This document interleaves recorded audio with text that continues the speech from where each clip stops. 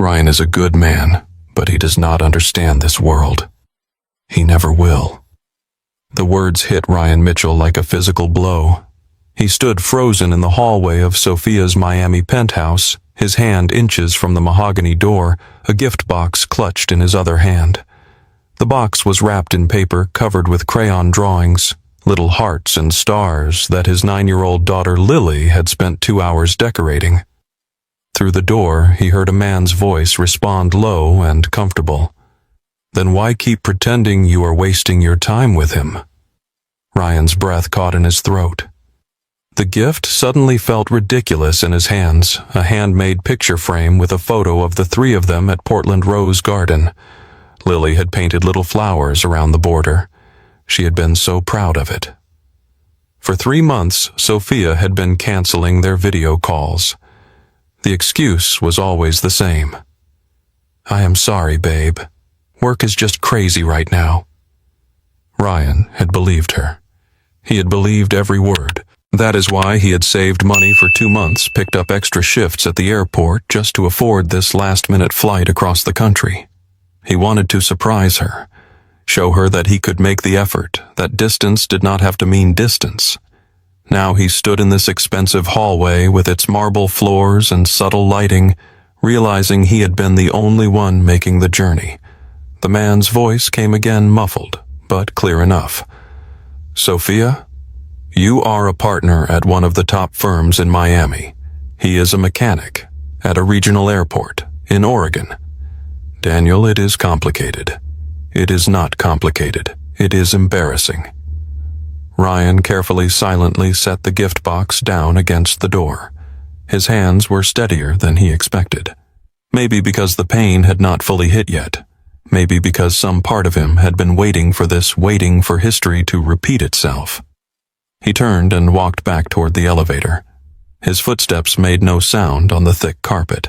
The elevator arrived with a soft chime and he stepped inside, watching the doors close on the hallway where his heart had just shattered into pieces. The doorman in the lobby nodded pleasantly as Ryan passed. "Good evening, sir." Ryan did not respond. He just walked out into the Miami night, the humid air wrapping around him like a wet blanket. Palm trees swayed overhead. Somewhere nearby, people were laughing at a restaurant, clinking glasses, celebrating something. His phone buzzed in his pocket. Lily's text appeared on the screen. Did she like it? Is she surprised? Ryan stared at the message for a long moment. Then he typed back, "Flight home is at 8. See you tomorrow morning, sweetheart." He deleted the rest of his message 3 times before giving up.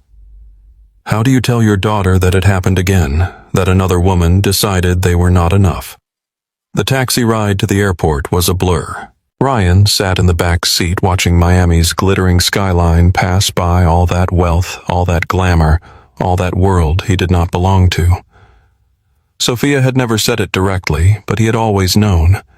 He had seen it in the way her colleagues looked at him when she introduced him at that conference. The polite smiles that did not reach their eyes. The way conversations would pause when they asked what he did for work. "I am an aircraft mechanic," he would say, and they would nod, already looking past him for someone more interesting. Ryan thought Sophia was different.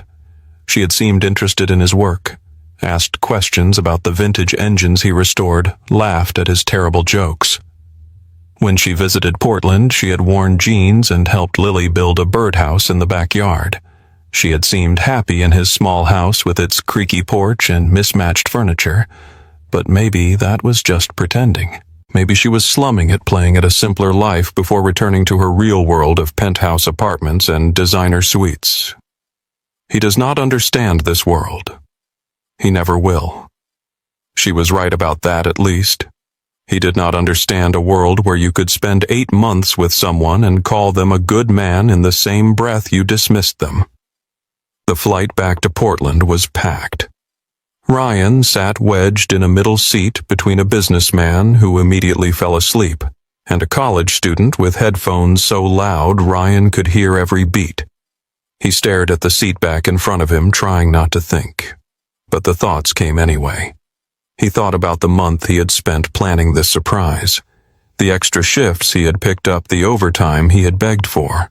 His co-worker Tom had covered for him twice so he could leave early to catch the flight. He thought about Lily's face when he told her the plan. "You are going to fly all the way to Miami just to surprise her?" she had asked, eyes wide. "That is so romantic, Dad." He thought about the ring he had been looking at online. Nothing fancy. He could not afford fancy, but something simple and beautiful. He had imagined proposing at the rose garden where they had taken that photo. Maybe in the spring when everything was blooming. God, he was an idiot. The flight attendant came by with the drink cart. "Anything for you, sir? Just water, please." She handed him a tiny bottle and a cup of ice. Ryan drank it without tasting it. His phone was in airplane mode, which meant he could not receive messages, which meant he could not see whatever Sophia might be texting him right now. She had probably found the gift box by now. Probably wondering why he left without knocking, without saying anything. Or maybe she was relieved. Maybe she was celebrating with Daniel, whoever he was. Probably another lawyer. Someone who understood her world. Ryan closed his eyes and leaned his head back against the seat. This is Jennifer all over again, he thought. Different woman, same ending. You are not enough. You will never be enough. When the plane touched down at Portland International just after midnight, Ryan felt nothing. Not relief to be home, not sadness about what he had lost. Just a hollow emptiness where his heart used to be. He drove home through rain-slicked streets, the windshield wipers beating a steady rhythm. Portland in late spring was green and gray and familiar. His neighborhood was quiet, houses dark, except for porch lights left on by people who had someone coming home to them. His own porch light was on. Lily always turned it on when he was away, even when he told her he would be gone for days. "So you can find your way back," she had explained once. 9 years old, and she was already taking care of him. The house was dark inside except for the glow of the TV in the living room. Ryan found Lily asleep on the couch, still in her school clothes, her phone clutched in one hand. She had been waiting up for good news. He stood in the doorway for a moment watching her sleep. Her brown hair was spread across the pillow, her face peaceful in a way it rarely was when she was awake. Lily was always thinking, always watching, always trying to figure out the world and her place in it. She was too young to carry the weight she carried, too young to worry about her father the way she did. Ryan gently lifted her, careful not to wake her, and carried her down the hall to her bedroom. He tucked the quilt up to her chin, the same quilt her grandmother had made before she passed, and stood in the doorway for a long moment. 9 years old. Old enough to notice when he came home early. Old enough to ask questions he did not know how to answer. He could not sleep. He did not even try. Instead, he went to the garage, pulled the tarp off the vintage Lycoming engine he had been restoring for the past 2 years. It was a beautiful piece of machinery, a 1960s aircraft engine that had been sitting in a barn for decades before Ryan found it at an estate sale. Restoring engines was his therapy, had been ever since Jennifer left. There was something calming about the methodical work, the precision required, the satisfaction of bringing something broken back to life. He worked until 3 a.m, checking valve clearances, cleaning carbon deposits, replacing worn gaskets. His hands were steady again by the time he finished. On the shelf above his workbench, he kept a small box of photos. He pulled it down and found the one he was looking for. Him, Jennifer, and baby Lily, taken at the hospital the day after she was born. They all looked so happy, so hopeful. Jennifer had been beautiful that day, despite the exhaustion. Her dark hair was a mess. Her face was pale, but she was smiling at the camera, like she had just been handed everything she ever wanted. 6 years later, she was gone. Left a note on the kitchen counter. "I need more than this small life. You and Lily deserve someone who wants to stay. I am not that person." That was it. After 10 years together, 3 years of marriage, that was all she had to say. Ryan had cried for 6 months after that. Cried in the shower so Lily would not hear. Cried in this garage surrounded by engine parts and the smell of oil. He went to therapy for 18 months, fought through depression that felt like drowning in slow motion. And he had sworn when he finally came out the other side that he would never let himself be that vulnerable again. So much for that. Lily's alarm went off at 6:30. Ryan already had pancakes on the griddle, her lunch packed in her favorite blue lunchbox, her backpack by the door with her homework inside. She appeared in the kitchen doorway, hair wild from sleep, eyes immediately suspicious. "You are home. Flight got in late last night." She slid into her chair at the kitchen table, watching him with those sharp eyes that missed nothing. "Did you see Sophia trip got cut short?" Ryan flipped a pancake, kept his back to her. "Dad, how was school yesterday? Did you finish your science project, Dad?" Her voice was firmer now. She did not want the present. Did she? Ryan set the plate in front of her. Golden brown pancakes just the way she liked them, with a little smiley face made of blueberries. "Sometimes things do not work out the way we plan, sweetheart."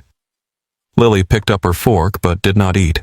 She stared at the pancakes for a long moment, then looked up at him with eyes that were far too old for her face. "Mom left because we were not enough. Is Sophia leaving too?" The question landed like a punch to the gut. Ryan sat down across from her, abandoning any pretense of normalcy. "Victoria and I are different people," he said carefully. "We want different things. That is nobody's fault. That is not an answer. It is the only one I have got right now." They sat in silence. Lily ate a few bites of her pancakes, but Ryan could tell her heart was not in it. Outside, the school bus would be coming in 20 minutes. 20 minutes to figure out how to explain to his daughter that the world had broken him again. Before she left for school, Lily stopped at the door. She turned around and walked back to him, wrapping her arms around his waist in a hug so tight it almost hurt. "You are enough, Dad," she whispered against his chest. "You have always been enough. Do not let anyone make you think different." Then she grabbed her backpack and ran out to catch the bus. Ryan stood at the window watching her climb the steps, watching the bus pull away. His eyes were stinging, but he blinked it back. He had to get to work. He had bills to pay, a life to maintain, a daughter to raise. There was not time for falling apart. Before we continue, please tell us where in the world you are tuning in from. We love seeing how far our stories travel. Drop a comment below and let us know. Portland Regional Airport handled mostly small aircraft, private planes, charter flights, the occasional cargo run. The hangar where Ryan worked was all concrete floors, fluorescent lights, and the sharp smell of aviation fuel. It was not glamorous, but it was honest work. He had been here 5 years now, ever since he left Boeing. His coworkers knew he used to work there. It was hard to hide when you had 15 years of aerospace engineering experience and could diagnose engine problems by sound alone, but they did not ask questions. That was one of the things Ryan liked about them. He buried himself in work that day, rebuilt a Cessna's landing gear, replaced the fuel injectors on a Piper Cherokee, checked and rechecked his work with the precision that had made him one of Boeing's top engineers, back when that title still meant something to him. His phone showed 7 missed calls from Sophia, 4 voicemails. He deleted them all without listening. "Everything okay?" Tom asked during lunch break. Tom was in his 50s, a former Navy mechanic who had been at the airport for 20 years. He had a way of asking questions that did not demand answers. Ryan just nodded and went back to work. At 2 o'clock, his supervisor found him under a twin-engine Beechcraft. "Someone asking for you up front. Tell them I am busy." 20 minutes later, Sophia walked into the hangar anyway. Ryan heard her heels before he saw her, that distinctive click against concrete that did not belong in a place like this. He pulled himself out from under the aircraft and stood wiping his hands on a shop rag. She was beautiful, as always, Blonde hair, perfectly styled charcoal designer suit that probably cost more than he made in a week. Red heels that matched her lipstick. Every man in the building had found a reason to glance her way. Ryan. Her voice carried across the hangar, professional but strained. You left without even talking to me. He kept his focus on the shop rag cleaning grease from his fingers. Did not seem like there was much to say. I called you 7 times. I know. Sophia took a step closer, her heels clicking against the concrete. So you are just going to ignore me? After 8 months, Ryan finally looked up, meeting her eyes. I heard what I needed to hear, Sophia. That I do not understand your world. That I never will. He shrugged, the gesture more painful than he had intended. You know what? You are probably right. You do not know what you heard. You do not know the context. Before she could finish, another car pulled up outside the hangar. A sleek black Porsche, the kind that cost more than Ryan's house. A man climbed out, moving with the easy authority of someone who owned everything he touched. He was tall, dark-haired, wearing a suit that made Sophia's look modest. He walked straight toward her, ignoring everyone else in the building like they did not exist. There you are. His voice was smooth, cultured. Catherine has been trying to reach you. The Henderson deposition got moved up. Sophia's expression shifted, something tight and uncomfortable crossing her face.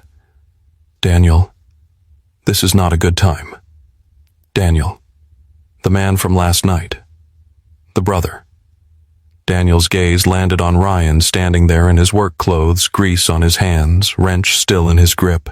His lip curled slightly, not quite a sneer, but close enough. So, this is the mechanic. The word landed like an insult. Ryan's jaw tightened, but he kept his voice level. Can I help you with something, Daniel? Sophia's voice had warning in it. Stop. But Daniel was already smiling, that confident smile of a man who had never been told no. Sophia. This is exactly what I meant last night. He is a mechanic at a regional airport. You are a partner at Hartwell and Associates. You are arguing the Meridian Airlines case in federal court next month. He spread his hands. Do you really not see how this looks? The hangar had gone quiet. Ryan could feel his co-workers watching, could feel the weight of their attention. He picked up his wrench and turned back to the Beechcraft. We are done here. Ryan. Sophia's voice cracked. You should go, he said without looking at her. Your deposition got moved up. Sounds important. He heard her heels click once, twice, then stop. When she spoke, her voice was quiet, almost broken. This is not what you think. Does not matter what I think. Ryan ducked back under the aircraft. Go handle your case, Sophia. The Porsche door closed. Then the other door. Then the engine started and the sound faded as they drove away. Tom wandered over, eventually handed Ryan a fresh shop rag. That was rough. It is fine. That her brother Ryan shrugged. Tom was quiet for a moment. For what it is worth, she looked pretty torn up. Ryan did not respond. He just kept working, kept focusing on the machinery in front of him because machinery made sense. Machinery did not lie to you, did not make you feel like you were not enough, did not show up at your workplace with her brother to drive the knife in deeper. He stayed late that night. Worked through his break, worked until his back screamed and his hands ached.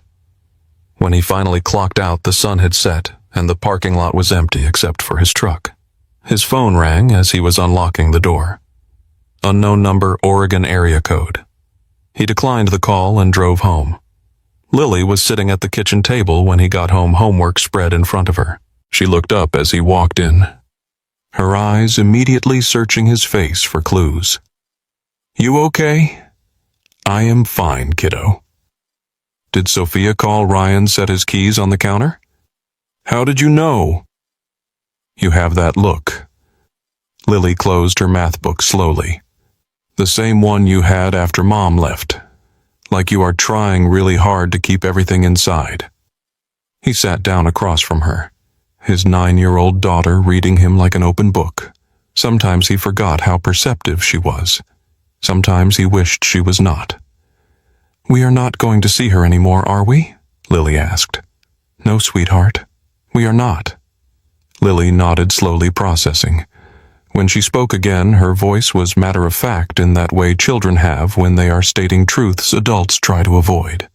"It is the same as Mom. They think you are settling. They think we are not enough." "Lily." "Dad." "I am 9. Not stupid." She met his eyes steadily, and for a moment she looked so much like her mother that it took his breath away. But her words were all her own. "You know what, though? They are wrong. You are not settling. You are here. Every morning, every night, every soccer practice, every science project. That is not settling. That is choosing."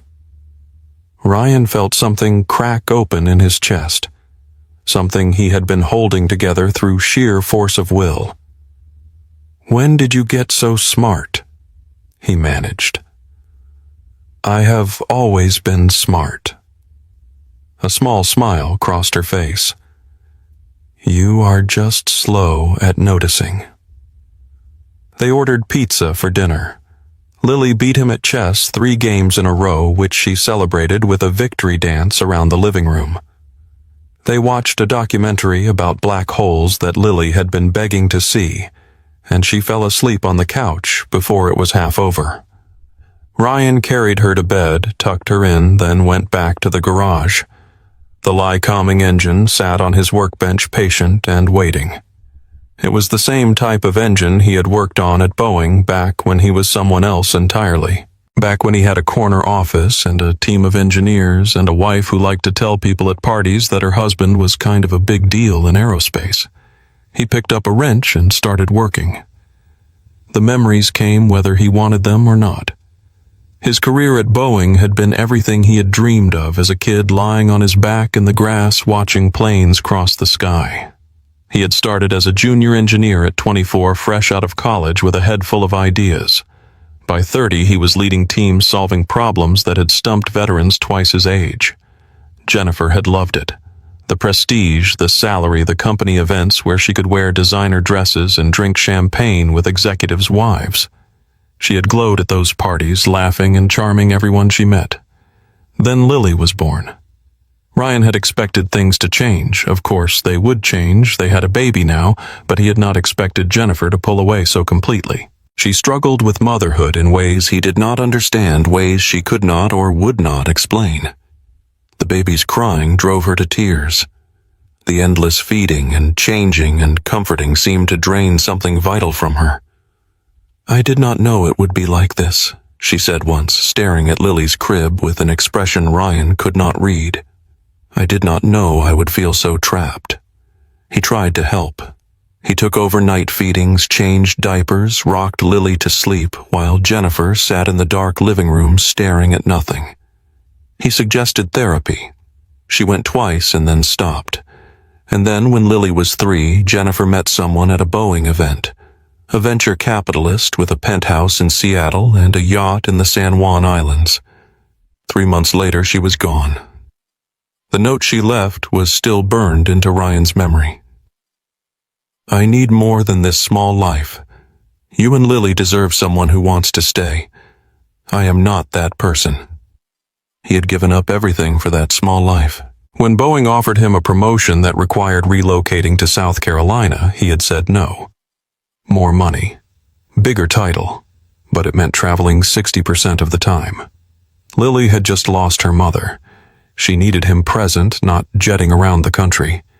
So he stepped back, took a demotion, eventually left altogether when the politics became unbearable and the memories became too painful. He moved to Portland for a fresh start, took the mechanic job because it let him be home every night and rebuilt his life from the ashes of everything he had lost. The first year after Jennifer left was the darkest of his life. Some nights he sat in this garage until dawn, crying so hard his whole body shook. He went to therapy for 18 months, forced himself to take the medication his doctor prescribed, fought through depression that felt like drowning in slow motion, and eventually, slowly, he found peace. Not happiness exactly, but acceptance. A quiet life with his daughter, a job that kept his hands busy, weekends spent restoring engines and watching Lily grow into this remarkable person. He thought he had healed. Now, sitting in his garage at midnight, he realized he had just buried the wound. The pain was still there, right where he had left it, waiting for someone like Sophia to come along and tear it open again. Ryan was checking spark plug gaps when his phone rang. Almost 11 at night. Oregon area code, but not one he recognized. Against his better judgment, he answered. "Hello, Mr. Mitchell." A woman's voice, professional and crisp. "This is Catherine Hayes from Hartwell and Associates. I apologize for calling so late, but we have an urgent situation." Ryan sat up straighter, his guard immediately rising. "I think you have the wrong number. You are Ryan Mitchell, former senior engineer at Boeing Commercial Airplanes," Catherine continued, "specializing in flight control systems and black box data analysis." The words hung in the air. Ryan had not used that title in 5 years. "How did you get this number? Miss Hartwell provided it." "Of course she did." Ryan's jaw tightened. "I am not interested in whatever."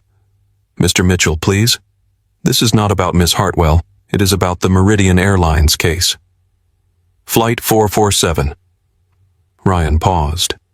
He had seen the news coverage, of course. Everyone had. The crash had killed 127 people 18 months ago, passengers crew a flight full of families heading home for the holidays. The investigation had been ongoing ever since, with lawyers and experts arguing about who was to blame. "We are going to trial in 9 days, Catherine continued. "Our expert witness just withdrew. We need someone who can analyze the flight data recorder information, and every qualified expert in the country either has conflicts of interest or is already working for the plaintiff. Then hire someone from overseas. We have tried. Immigration issues, scheduling conflicts, the timeline is impossible." Catherine's voice took on an edge of desperation. "Mr. Mitchell, 127 people died in that crash. Their families have been fighting for answers for 2 years. The maintenance company that serviced that aircraft falsified inspection records. We can prove it, but only if someone with your expertise can explain the flight data to a jury." Ryan closed his eyes. He wanted to hang up. Every instinct told him to hang up, to stay far away from anything connected to Sophia Hartwell. But 127 families, 127 people who got on a plane expecting to land safely and never made it home. The maintenance company falsified records, he asked quietly. "That is what we believe. The data is encrypted, highly technical. We need someone who can not only analyze it but explain it in terms a jury can understand." Ryan thought about the families, mothers and fathers waiting for answers. Children who had lost parents, the pilot and co-pilot who might be blamed for something that was not their fault. "Send me the preliminary files," he said, finally. "I will look at them. No promises. The files are encrypted at a level that requires in-person access. You would need to come to Miami." "Miami. Of course, I will think about it." "Mr. Mitchell, I said I will think about it." He hung up before she could say anything else. The garage was quiet, except for the tick of the cooling engine and the distant sound of rain starting on the roof. Ryan sat there for a long moment, staring at nothing. Who was that? He turned. Lily stood in the doorway in her pajamas, rubbing her eyes. "I did not know you were awake. I heard the phone." She padded across the concrete floor in her bare feet and climbed onto the stool next to his workbench. Was it Sophia Nummer? Someone from her law firm? "They want me to help with a case." What kind of case? Ryan hesitated, but Lily was watching him with those sharp eyes, waiting for the truth. He told her about Flight 447, about the families waiting for justice, about the falsified records, and the need for an expert. When he finished, Lily was quiet for a moment. Then she said, 127 families. That is a lot of people waiting for answers. I know. Is Sophia going to be there? Probably. Lily looked at him steadily. Sometimes doing the right thing means being uncomfortable, Dad. You taught me that. She hopped off the stool, kissed his cheek, and padded back toward the house. At the door, she turned. Whatever you decide, I will support you. But those families deserve the truth. And you are the one who can give it to them. Then she was gone, leaving Ryan alone with the engine and the rain, and a decision that suddenly felt a lot more complicated than it should. 3,000 miles away, in a penthouse apartment overlooking Biscayne Bay, Sophia Hartwell sat alone in the dark. The gift box Ryan had left outside her door was open in her lap. Inside was a hand-painted picture frame decorated with little hearts and stars in a child's careful hand. The photo showed the three of them, Ryan, Sophia, and Lily, at the Portland Rose Garden, laughing at something off camera. Lily had painted flowers around the border, pink and purple and yellow, slightly lopsided but filled with love. Sophia was crying. She had been crying off and on for 2 days. She should call him again. She should get on a plane and fly to Portland and explain everything. But Daniel's words kept echoing in her head. He is a mechanic. You are a partner. Do you really not see how this looks? Daniel meant well. He always meant well. That was the worst part. Sophia closed her eyes and let her mind drift back to where it always went when she needed to understand herself, back to the day everything changed. She was 10 years old when her father left. She remembered coming home from school excited about a spelling test she had aced and finding her mother collapsed on the kitchen floor, sobbing. The house felt different somehow. Emptier. Where is Dad? Sophia had asked. Her mother could not answer, could not do anything but cry. It was Daniel, 18 years old and home from his first year of college, who finally explained. Their father had left, cleaned out the bank accounts, packed his bags, and run off with his secretary to start a new life somewhere far away from the family he had promised to love forever. He left a note, too. I have found someone who makes me happy. I hope someday you will understand. Sophia never understood. She still did not 24 years later. Her mother never recovered. The breakdown that started that day stretched into months, then years. In and out of treatment facilities, good days followed by terrible ones, a woman shattered by betrayal who could never quite put the pieces back together. Daniel had stepped up, dropped out of college, got a job, raised Sophia himself.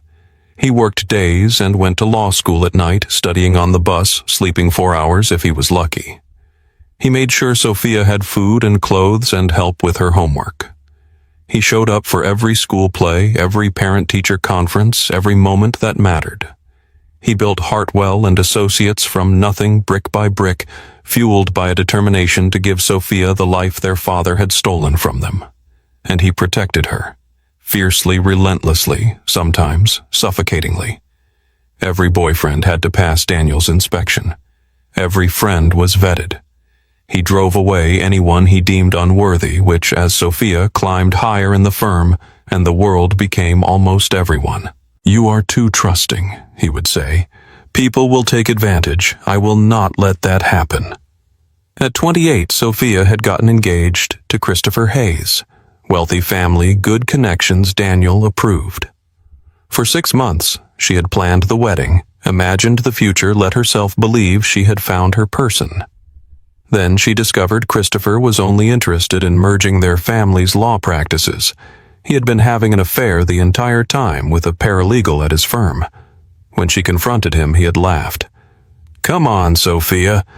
You did not think this was actually about love, did you? After that, Sophia threw herself into work, built walls around her heart so high and thick that no one could possibly climb them. She dated occasionally men Daniel approved of, men who understood her world, but she never let anyone in. Not really. Then she met Ryan Mitchell at an aviation industry conference 8 months ago. He was presenting on safety protocols, something technical that she did not fully understand, but found fascinating anyway. During the Q&A, she asked a question that revealed her ignorance, and instead of embarrassing her, he had taken the time to explain it clearly, patiently, with genuine enthusiasm. Afterward, they had gotten coffee, then dinner.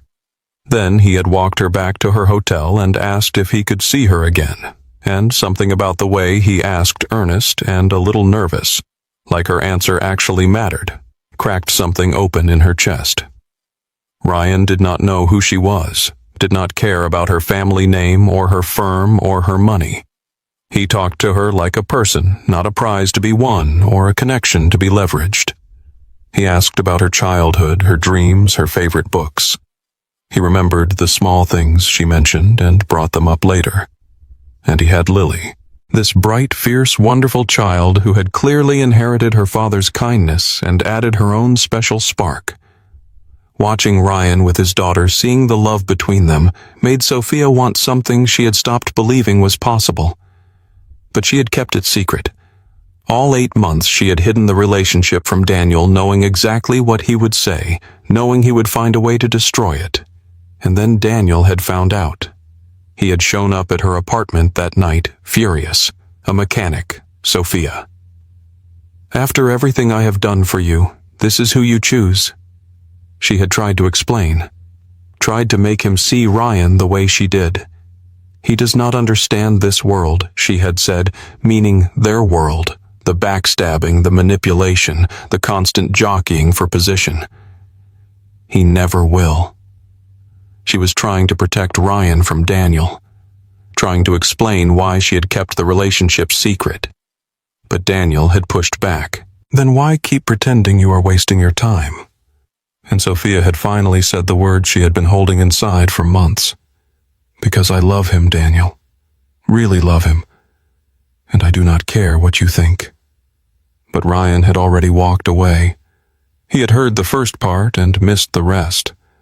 Now Sophia sat in her penthouse with Lily's handmade picture frame in her lap, and she understood something with terrible clarity. She had been so afraid of Daniel destroying her relationship that she had destroyed it herself. The door to her apartment opened. Catherine walked in, tablet in hand. He agreed to look at the files. Sophia's heart leaped. Ryan. Yes. He is thinking about coming to Miami. Catherine hesitated. He did not sound happy about it. Of course he did not. Sophia wiped her eyes, tried to pull herself together. Catherine, I need to explain to him. I need him to understand what really happened. Catherine sat down across from her. Maybe let the work speak first. Show him who you really are through the case. Let him see you fight for those families. Sophia looked at the picture frame, at the photo of the three of them laughing. I am not sure I deserve another chance. Maybe not, Catherine said gently. But those 127 families deserve justice. And right now, that is what matters. Ryan made his decision at 4 a.m, sitting in his garage with the lie-calming engine and the sound of rain on the roof. He was going to Miami. Not for Sophia, he still did not know what to think about Sophia, but for the families, for the truth, for the mechanic in him who knew that if maintenance records were falsified, people needed to know. When Lily woke up at 6:30, he told her his decision. She listened quietly, eating her pancakes, asking the questions that mattered. How long will you be gone? A week, maybe 2. Depends on the trial. Can I come? Ryan hesitated. He had been planning to ask Mrs. Patterson next door to watch her the way she always did when he had to work late. It is almost summer break, Lily pointed out. I will only miss a few days of school, and I have never been to Miami. Sophia is going to be there. I know. Lily set down her fork. Dad, I am going to have to meet her eventually. If she is horrible, I will know. If she is not. She shrugged, looking far too mature for 9 years old. Maybe we should find out. So it was settled. Ryan called his supervisor, explained the situation. His boss barely hesitated. Take the time. You have never asked for anything in 5 years, Ryan. We will manage. He packed his old Boeing briefcase, had not used it in years, had to dig it out from the back of the closet. Inside, he found his old ID badge, a photo of himself at an engineering conference, young and confident and full of certainty about his place in the world. Different life, different man. But maybe that man still had something to offer. They flew out that afternoon. Lily spent the flight reading a book about black holes while Ryan reviewed the preliminary case files on his laptop. Even the basic information was damning. Flight 447 had experienced a catastrophic failure in its elevator trim system, causing the pilots to lose control during descent. The maintenance company, Pacific Maintenance Corporation, claimed they had inspected the system 3 days before the crash and found no issues. But something in the flight data recorder did not match their story. Something Ryan could not quite identify yet, but it was there. A pattern, an anomaly, a truth waiting to be uncovered. 127 people. Families destroyed. Lives ended. And somewhere in this data was the proof of what really happened. Ryan closed his laptop as the plane began its descent into Miami. Whatever waited for him there, the case, the truth. Sophia, he was ready to face it. Or at least he hoped he was. Miami hit Ryan like a wall of heat and humidity the moment they stepped off the plane. Palm trees, Art Deco buildings, expensive cars everywhere. It was a different world from Portland's gray skies and evergreen forests. Lily pressed her face to the taxi window, taking it all in. It is so bright here. Welcome to Florida. Hartwell and Associates occupied the top 5 floors of a gleaming downtown tower. The lobby was all marble floors, modern art, and the kind of hushed elegance that made Ryan suddenly aware of his worn jeans and simple button-down shirt. This is fancier than the museum, Dad Lily whispered. They were escorted to the 40th floor by a receptionist who smiled professionally and said nothing about Ryan's appearance. The conference room they entered was enormous, with floor-to-ceiling windows offering a view of Biscayne Bay that probably cost more than Ryan's house. Catherine Hayes was waiting for them, a sharp-featured woman in her 30s with the efficient energy of someone who never stopped moving. Mr. Mitchell, thank you for coming. She shook his hand firmly. And this must be Lily. I have heard wonderful things. Lily shook her hand with the seriousness of a CEO closing a deal. Thank you for having us. Catherine introduced the rest of the legal team. 6 attorneys, several paralegals assistants whose names Ryan immediately forgot. He noticed Sophia's absence but did not comment. Miss Hartwell is in a deposition, Catherine explained, perhaps reading his expression. She will join us shortly. In the meantime, I will get Lily set up in the adjacent room. We have snacks, Wi-Fi, and I heard you like astronomy. Lily's eyes lit up. Do you have books? I have a whole library. With Lily settled, Ryan got to work. The flight data recorder information was dense, technical, the kind of analysis he used to do in his sleep. But his skills were rusty and the stakes were higher than they had ever been at Boeing. He started with the basics. The elevator trim system controlled the aircraft's pitch nose up, nose down. The data showed fluctuations beginning about 15 minutes before the crash. Small at first, then increasingly erratic. The maintenance logs from Pacific Maintenance claimed the system had been inspected 3 days before the flight. Everything was recorded as normal. Inspection complete, no issues found, aircraft cleared for service. But something in the data did not match. Ryan pulled up the technical specifications, compared them to the recorded values. The signature was wrong. The numbers showed a pattern consistent with a system that had not been properly maintained in months, maybe longer. Someone had falsified the records. He was almost certain of it now. The conference room door opened. Ryan looked up and his breath caught. Sophia stood in the doorway.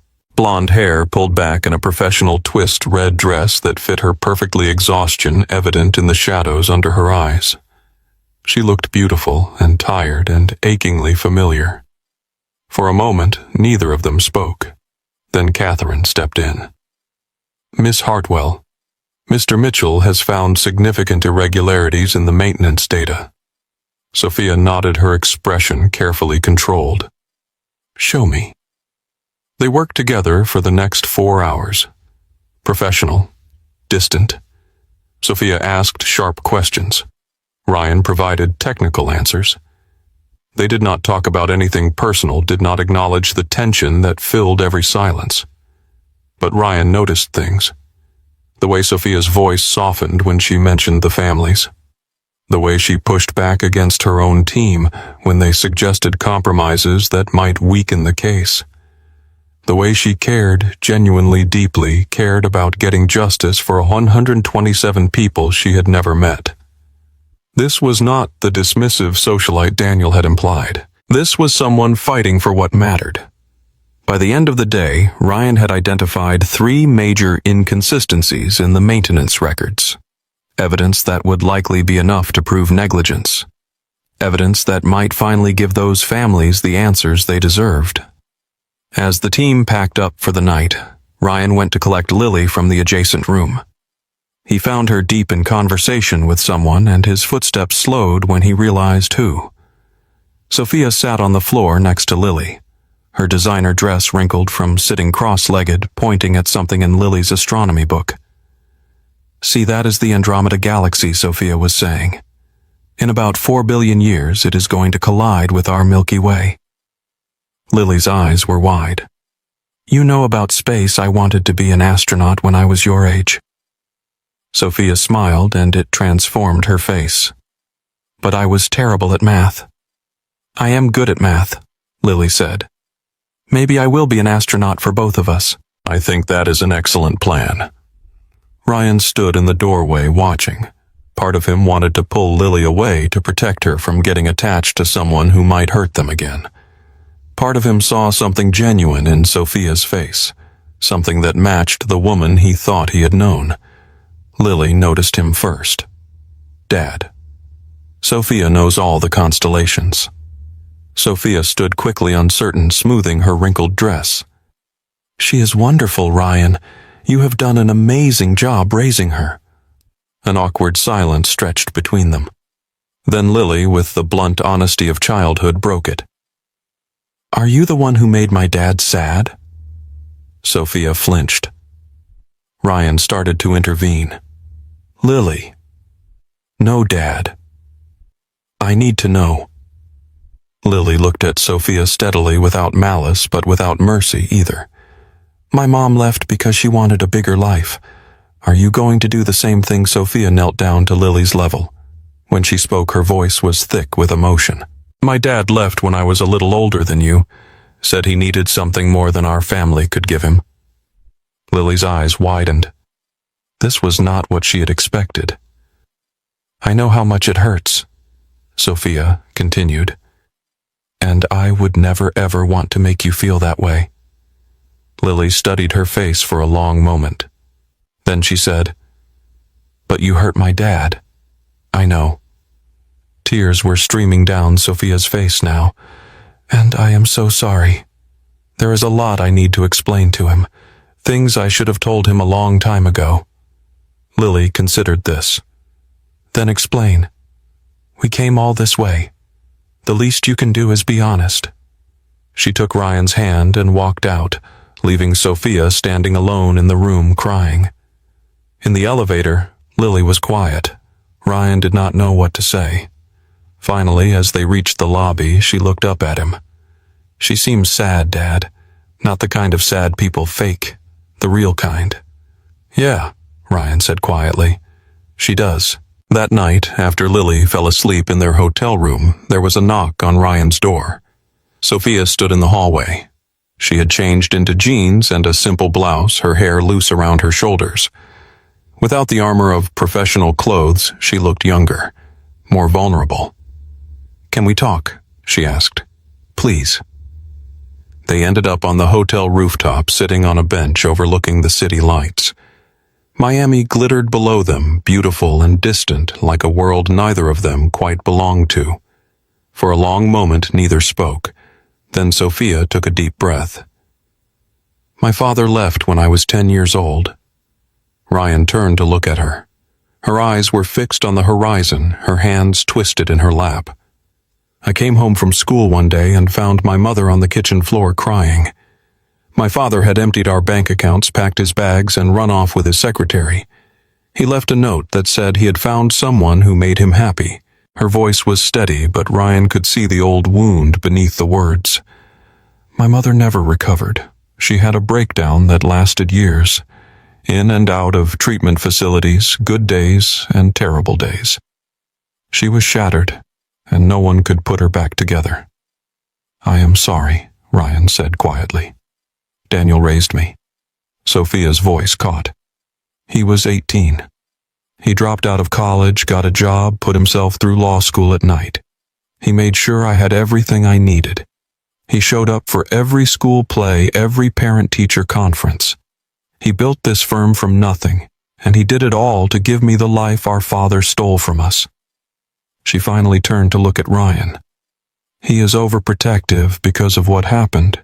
He drives away anyone he thinks might hurt me. He has been doing it my whole life, including me, including you. Sophia wiped her eyes. When he found out about us, he was furious. He showed up at my apartment that night, the night you came to surprise me. He had been berating me for hours. Ryan's jaw tightened.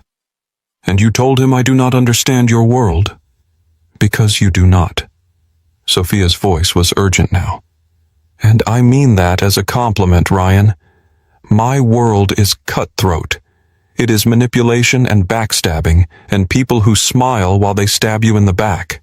I did not want you anywhere near it. I was trying to protect you from Daniel, from all of it. What I said, he does not understand this world. I meant he does not understand how vicious my world can be. I was trying to explain why I had kept our relationship secret. Ryan was quiet, processing. What you did not hear, Sophia continued, her voice breaking, was what I said next. Daniel asked why I kept pretending, and I told him the truth. I told him I love you, really love you, and that I do not care what he thinks. The words landed like a physical blow. Ryan stared at her. I was ready to walk away from everything for you, Sophia whispered. The firm, Daniel's approval, all of it. But you had already left. You never heard me say it. Silence stretched between them. Below, Miami pulsed with life and light and the energy of 1 million people living their own complicated stories. Then, why all the canceled calls, Ryan finally asked. The distance, Daniel. Sophia's face hardened. He threatened to fire every associate at the firm if I kept seeing you. Dozens of people would have lost their jobs because of me. I was trying to find a way out without destroying their careers. She laughed bitterly. I should have just told you the truth. I was scared. I am always scared. Ryan thought about all the pain of the past week, the humiliation at the hangar, the sleepless nights, the look on Lily's face when she asked if Sophia was leaving too. My ex-wife left because she wanted more, he said slowly. You are telling me you want less. I want real. Sophia turned to face him fully. You and Lily, that is the realest thing I have ever seen. I grew up in glass towers with no warmth. You built a home with pancakes and porch lights and handmade picture frames. Her voice cracked. That is not less Ryan. That is everything. Ryan did not respond immediately. His mind was racing, trying to reconcile the woman sitting next to him with the one he had imagined over the past week. Finally, he spoke. I need time. We need to get through this trial first. 127 families are depending on us. Sophia nodded, tears streaming down her face. I will wait, however long it takes. They sat together in silence as the city lights glittered below two broken people who might, just might, be able to put each other back together. The federal courthouse in downtown Miami was a massive building of granite and glass designed to intimidate. Ryan felt its weight as he walked through the security checkpoint, Lily's hand in his. The courtroom was packed.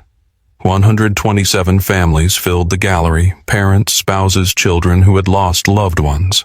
Their faces were a map of grief and hope, the particular exhaustion of people who had been waiting 2 years for answers. Ryan saw them, and suddenly this was not about him and Sophia anymore. It was not about his broken heart or her complicated family. It was about justice. Daniel Hartwell arrived as lead counsel, his expensive suit and confident stride commanding attention. When he saw Ryan, his expression flickered surprise, perhaps, or calculation. "So you are actually going through with this?" Daniel said. 127 people died because someone cut corners. That is not a charade. Daniel's eyes narrowed. "After this trial, stay away from my sister." Ryan met his gaze steadily. "That is her choice, not yours." The trial began with opening arguments. The plaintiff's attorneys painted a picture of corporate negligence. Pacific Maintenance Corporation cutting corners, falsifying records, putting profits ahead of safety. The defense countered with technical jargon and reasonable doubt. When it was time for Ryan's testimony, he took the stand with the calm focus of a man who had spent 30 years working with aircraft. The defense attorneys attacked immediately. "Mr. Mitchell, you are currently employed as an aircraft mechanic at a regional airport, is that correct?" "That is correct. Not exactly a prestigious position for someone with your background." Objection. Sophia was on her feet. Relevance. "I will allow it," the judge said. "Answer the question." Ryan kept his voice steady. "I am an aircraft mechanic. I am also a former Boeing senior engineer with 15 years of experience in flight control systems. I have participated in over 200 crash investigations. My current job title does not change my expertise." He walked the jury through the evidence methodically using simple language and clear diagrams. He explained how the elevator trim system worked, what the flight data should have looked like, and what it actually showed. "The data signature is inconsistent with a properly maintained system," he said, pointing to the display. "These fluctuations indicate wear patterns that would have developed over months, not days. If the inspection had been performed as recorded, these issues would have been identified and corrected. And what does that tell you?"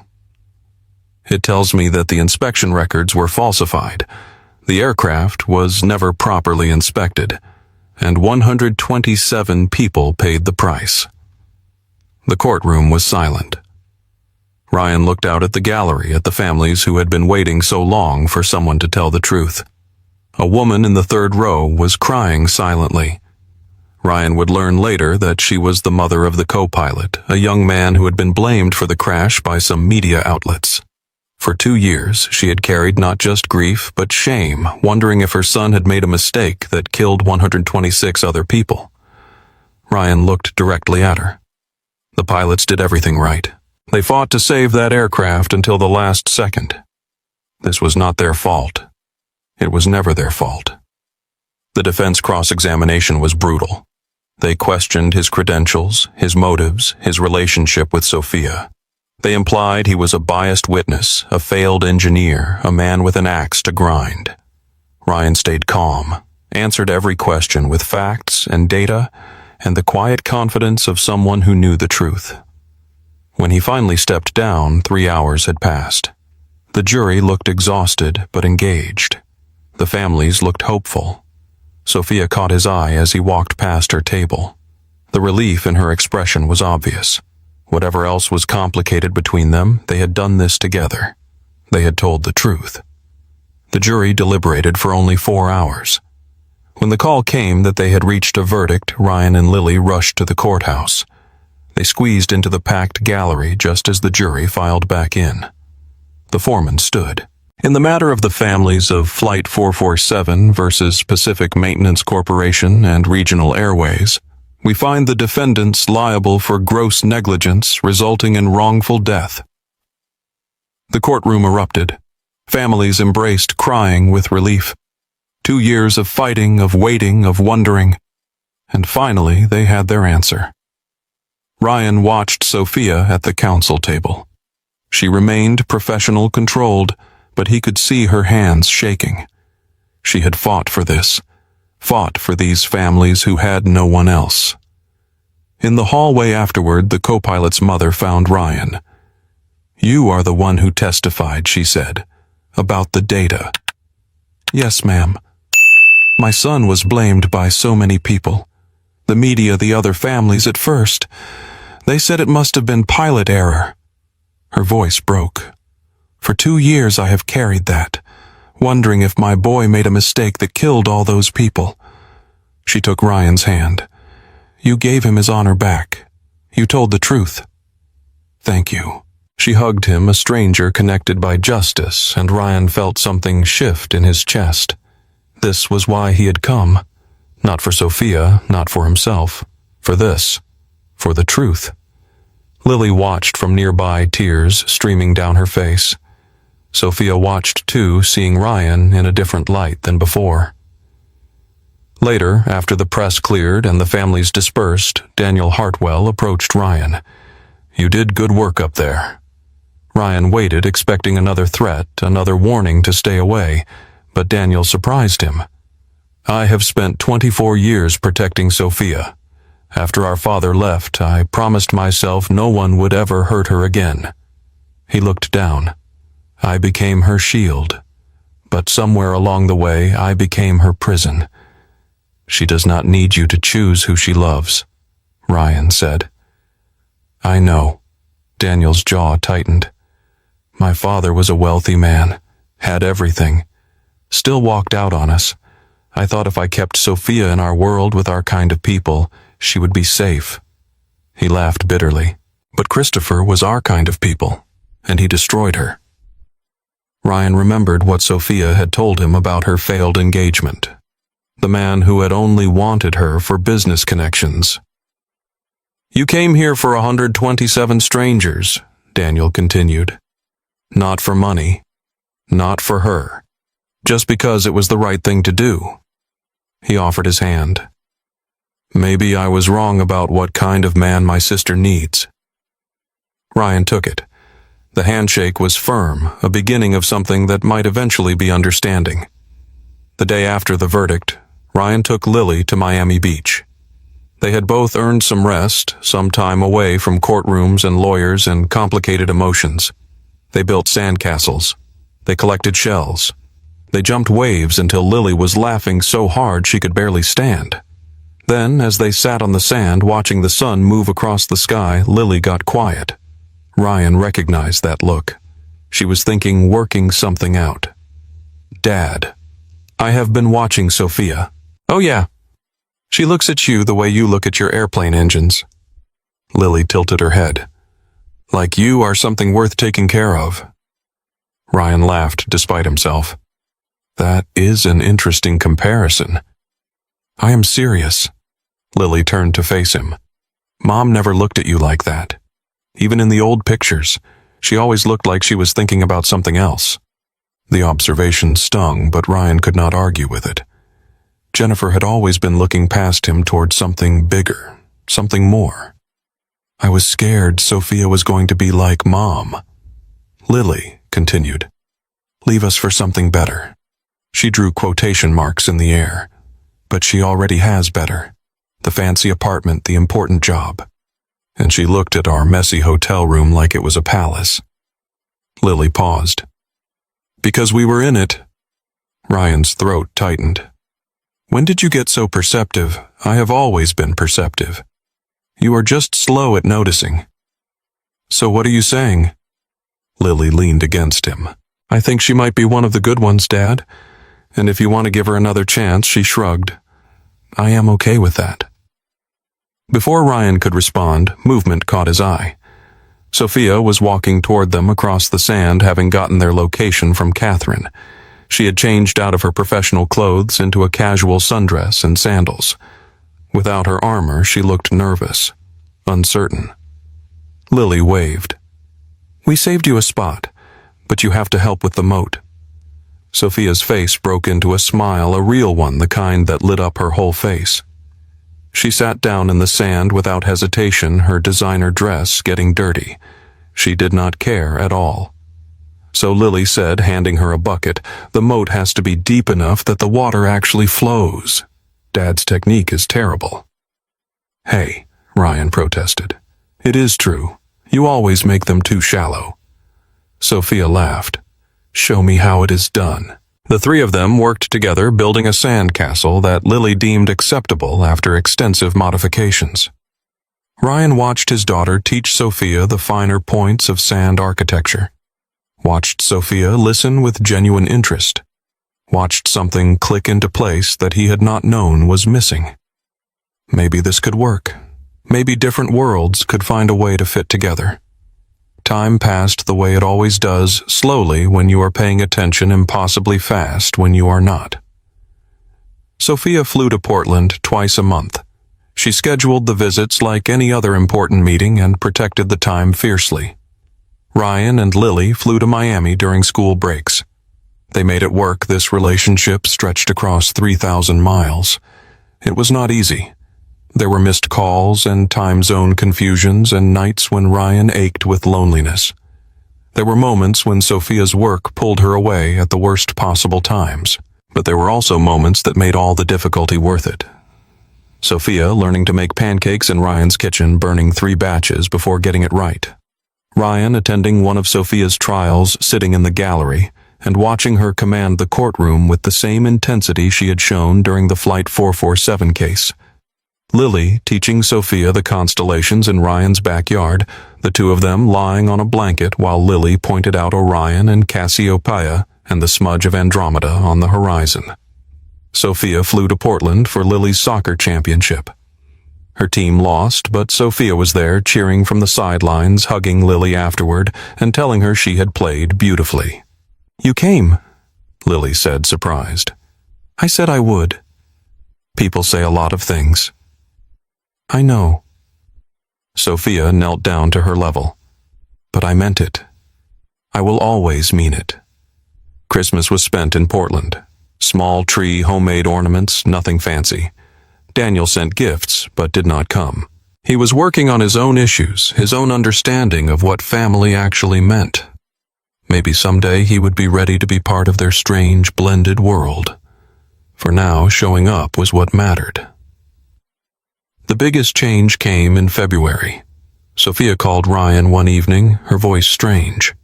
I turned down the managing partner position. Ryan sat up straighter. "What? That is the job you have been working toward for years." "I know, but it would have meant more hours, more travel, less time for anything else." She was quiet for a moment. "I told Daniel I am restructuring my role. Less courtroom, more flexibility. I want to have a life, Ryan, a real one. With you and Lily." "What did Daniel say?" "He said I was making a mistake." She laughed softly. "Same thing he always says. But I told him that maybe I am. Maybe that is the point." Ryan felt something warm spread through his chest. "Sophia, I am not giving up my career. I am not moving to Oregon. Not yet. But I am making space, starting with being there for everything that matters. That is a big decision. It is the right one." Her voice softened. "I spent my whole life building walls, glass towers to hide in. You did not try to climb over them. You just sat outside and waited. You showed me that strength is not about armor. It is about having the courage to take it off." They talked for another hour that night, about the future, about what they wanted, about how to build something real across the distance that still separated them.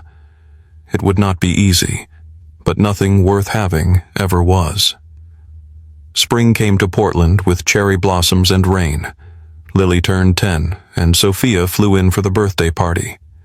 9 of Lily's friends hopped up on pizza and sugar running through the house while Ryan tried to maintain order, and Sophia sat on the floor with them answering questions about being a lawyer and what Miami was like.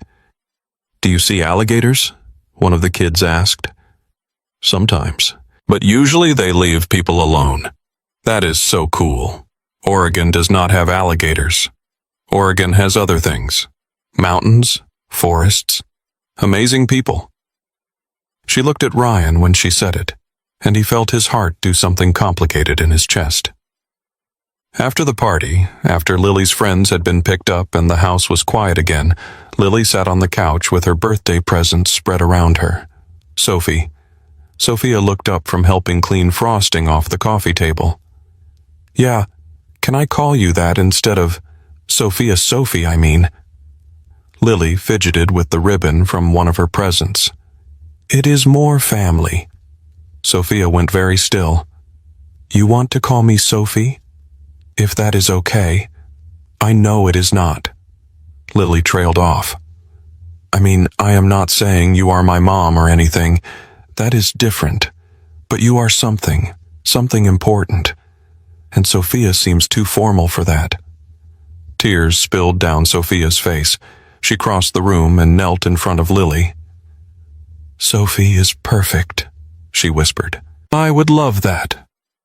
Lily hugged her. Over her daughter's shoulder, Ryan met Sophie's eyes. She was crying and laughing at the same time, and Ryan had never seen her look more beautiful. It was not Mom. That title was sacred, complicated belonging to a woman who had walked away. But this was something real and growing, and theirs. Summer arrived, and with it a question that had been building for months. Sophie asked if Lily could spend part of her vacation in Miami. There was a marine biology camp she thought Lily might love. 2 weeks of dolphins and sea turtles and ocean exploration. I would take vacation time, Sophie said. Be there the whole time. We could explore the city together. And I would have her call you every night. Ryan's first instinct was to say no. 2 weeks was a long time. Miami was far away. What if something happened? But Lily was bouncing with excitement, already looking up the camp online, already planning which shorts and t-shirts to pack. Let me think about it, Ryan said. He thought about it for 3 days, talked to Sophie about safety plans and emergency contacts, talked to Lily about responsibility and checking in. In the end, it was not really a question. Sophie was trying to build a relationship with his daughter that was not dependent on Ryan, a bond that would last. That was exactly what he had always wanted for Lily. People who loved her truly loved her beyond just her father. Okay, he said finally. But you call me every single night. The 2 weeks Lily spent in Miami were the longest of Ryan's life. The house felt empty without her chatter, without her footsteps on the stairs, without her voice calling Dad from another room. But every night she called. She told him about the dolphins she had seen, the turtle rescue she had visited, the jellyfish that had stung her leg. It barely hurt, Dad, do not worry. She told him about the restaurants Sophie had taken her to, the beach where they had watched the sunset, the late-night conversations about stars and dreams and the future. I miss you, she said on the last night. I miss you too, kiddo. More than you know. But Dad, her voice was thoughtful. I am really glad I came. Sophie is really good. I think she might be a keeper. Ryan laughed, wiping his eyes. Yeah, I think she might be. When Lily came home, tanned and happy and full of stories, she hugged Ryan for a full minute without letting go. I love you, Dad. I love you too, sweetheart. She pulled back, looking up at him with those sharp eyes. So when are you going to ask her? Ask her what? Lily rolled her eyes with all the dramatic exasperation of a 10-year-old. Dad? Seriously. When are you going to propose? Ryan planned it for months. Or rather, he and Lily planned it together. It has to be at the Rose Garden, Lily insisted. That is where the picture was taken, the one in the frame I made. It is perfect. She was not wrong. The Portland Rose Garden in late spring was a symphony of color and fragrance, thousands of blooms in every shade imaginable. It was where they had taken that photo, the three of them laughing at something off camera. The photo that Lily had framed and decorated with crayon hearts. The photo Sophie had cried over in her empty penthouse, not knowing if she would ever see them again. Sophie flew in on a Friday, thinking it was just a normal visit. They picked her up at the airport, Lily practically vibrating with excitement. "What is wrong with her?" Sophie asked, watching Lily bounce in the back seat. "Sugar," Ryan said. "Too much sugar." The rose garden was quieter than usual as the sun began to set. They walked the paths together, Sophie's hand in Ryan's, Lily running ahead to examine particularly beautiful flowers. They reached the exact spot from the photo, a bench overlooking a sweep of red and pink roses, the city visible in the distance. "I love this place," Sophie said softly. "It is so peaceful." "Yeah." Ryan's heart was pounding. "It is." Lily materialized at his elbow.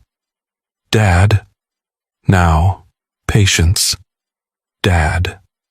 Sophie was looking between them with growing suspicion. "What is going on?" Ryan took a deep breath. "Here goes everything. 1 year ago I flew to Miami to surprise you. I heard something through your door that shattered me. I thought it meant we were over." Sophie's expression shifted, old pain flickering across her face. "But I did not hear the whole story." Ryan took her hands. "I heard the part where you said I did not understand your world. I did not hear the part where you said you loved me." "Ryan." "Lily taught me something that day. When I came home destroyed, she told me I was not settling. I was choosing. Choosing to be present. Choosing to be there for the people who matter." He squeezed her hands. "And every day since then I have chosen you." He knelt down on the path. Lily produced a small velvet box from her backpack with the pride of a magician completing a trick. This was Grandma's ring. "Dad has been keeping it for someone special." She opened it, revealing a simple diamond on a gold band. "He asked me if I thought you were special enough." Sophie was crying now. "What did you say I said yes?" Lily smiled. "As long as you promised to stay." Ryan took the ring from the box. "Sophie Hartwell, I do not have a penthouse. I do not have a Mercedes. What I have is a daughter who loves you, a house with a creaky porch and a heart that is completely yours." He looked up at her. "Will you marry us?" Sophie laughed through her tears. "Us? Well, yeah." Lily crossed her arms. "It is a package deal. The dad and the kid." Sophie knelt down right there in the garden, pulling them both into her arms. The ring was still in Ryan's hand, not yet on her finger, but it did not matter. "Yes," she whispered. 1,000 times yes." Lily cheered so loud that people on nearby paths turned to look. Ryan slipped the ring onto Sophie's finger, and it fit perfectly, like it had been waiting for her all along. They married 6 months later in Ryan's backyard. It was not fancy. String lights hung from the oak tree. Wildflowers filled mason jars on every surface. Folding chairs lined up on the grass for 50 guests, co-workers from Ryan's airport, lawyers from Sophie's firm, friends and neighbors who had watched this unlikely love story unfold. Daniel came. He sat in the second row, still awkward, still learning, but present. That was enough. Maybe someday they would be closer. For now, showing up was what mattered. Lily served as flower girl and co-best person, refusing to choose between the roles. She walked down the aisle, scattering petals, then took her place at Ryan's side. "Ready, Dad. Ready." Sophie appeared at the end of the aisle, and Ryan forgot how to breathe. She was beautiful, not because of the dress or the flowers or the perfect lighting of a spring sunset. She was beautiful because she was here, because she had chosen him, because somehow 2 broken people had found a way to make each other whole. They wrote their own vows. "I spent years believing I was not enough," Ryan said. "That my small life was a failure.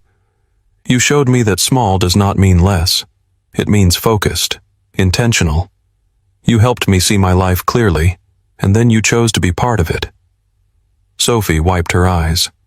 My whole life I built walls, glass towers to hide in. You did not climb over them. You sat outside and waited. You showed me that strength is not about armor. It is about having the courage to take it off. When it was time for the rings, Lily stepped forward holding the bands on a small pillow she had decorated herself. I have something to say too, she announced. Ryan blinked. This was not part of the plan. Lily. When my mom left, I thought it was because we were not good enough. Lily's voice was steady, carrying across the quiet yard. I thought there was something wrong with us that made people want to leave. 50 guests held their breath. Then Sophie came along. She has a fancy job in a big apartment and could probably marry anyone. Lily looked at Sophie. But she picked us. The messy house, the burned pancakes, the Saturday soccer games. Sophie was crying openly now. That is when I knew. We were always enough. We just had to find someone smart enough to see it. Lily grinned. So I guess what I am saying is, welcome to the family, Sophie. Try not to burn too many pancakes. The yard erupted in laughter and tears. Sophie knelt down and hugged Lily tight. I love you, she whispered. I love you too. Lily pulled back. Now kiss Dad already so we can have cake. More laughter. Ryan pulled Sophie to her feet, cupped her face in his hands. Ready to be stuck with us forever. I have been ready since the day I met you. They kissed as the sun set behind the oak tree, as their friends and family cheered, as Lily made exaggerated gagging sounds that only made them kiss longer. It was not the wedding Sophie might have had in Miami. No penthouse venue, no celebrity guest list, no designer, everything. It was better. It was real. It was home. 2 years later, on a warm evening in Portland, Sophie sat on the porch with her hand resting on her pregnant belly. The baby was due in 6 weeks. A boy, they had found out. Lily had already claimed naming rights. She was lobbying hard for Orion after her favorite constellation. Inside, Ryan was finishing the dishes. She could hear him humming to himself some old song she did not recognize.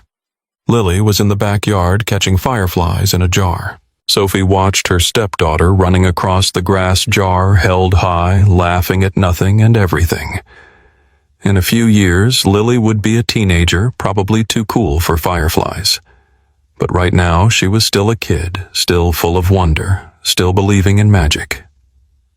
The screen door creaked as Ryan came out to join her.